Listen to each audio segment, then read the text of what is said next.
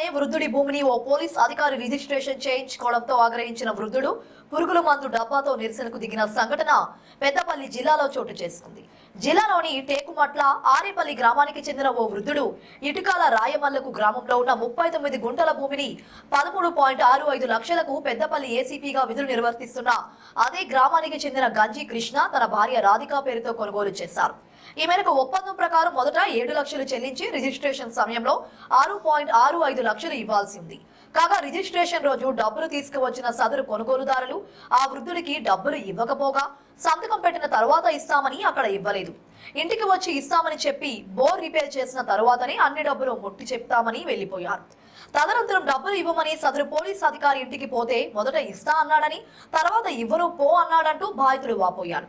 ఈ వ్యవహారంపై పోలీసులకు ఎమ్మెల్యేకు చెప్పినా పట్టించుకోవడం లేదని ఆవేదనతో బంధువులతో కలిసి పురుగుల మందు డబ్బాతో బాధిత వృద్ధుల నిరసనకు దిగడంతో టేకుమట్ల మండలం రైతులు ప్రజలు ఆయనకు మద్దతు ప్రకటించారు.